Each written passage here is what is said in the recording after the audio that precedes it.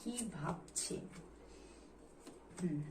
অবশ্যই তার মুখটা মনে করে রিডিংটা দেখুন।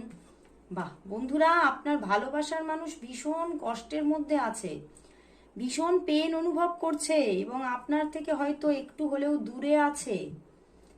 তো সেই জায়গা থেকে এই পেনটা উনি এবারে রিলিজ করতে চাইছেন, এবারে তিনি আপনার দিকে এগোতে চাইছেন। তিনি হয়তো অনেক দিন হলো পজ নিয়েছিলেন, একটু থেমে গিয়েছিলেন, কিন্তু এই থেমে আর উনি থাকতে চাইছেন না। উনি কিন্তু এবারে আপনার দিকে এগোতে চাইছেন, সম্পর্কটাকে আবারও আপনার সঙ্গে ঠিক করে নিতে চাইছেন।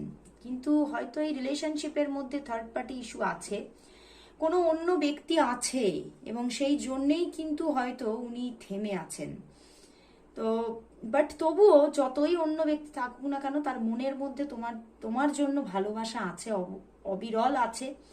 এবং উনি কিন্তু এই ভালোবাসা থেকে বেরিয়ে আসতে পারছেন না, কোনো মতেই বেরিয়ে আসতে পারছেন না। তো সেই জন্যেই উনি তোমার সঙ্গে রিইউনিয়ন করার জন্য এবার কিন্তু কোথাও পদক্ষেপ নিচ্ছেন, সেটাই কিন্তু দেখা যাচ্ছে। এবং সে কিন্তু অনেক কথা তোমাকে বলছে না, একটু শাই হয়ে আছে, স্টেপ নিতে পারছে না, কারণ ফর থার্ড পার্টি। অ্যান্ড এখানে না থার্ড পার্টি দু তরফেই থাকতে পারে, এরকম একটা ইঙ্গিত আসছে। আইদার হতে পারে তোমার দিকে থাকতে পারে অথবা তার দিকে থাকতে পারে, তো বা দুদিকেই থাকতে পারে।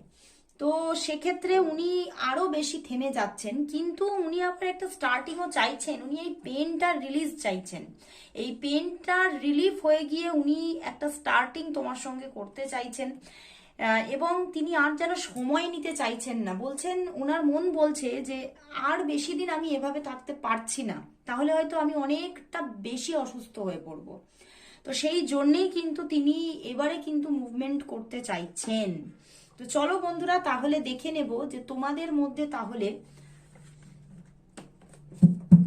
যোগাযোগ রিইউনিয়ন কবে আসতে চলেছে।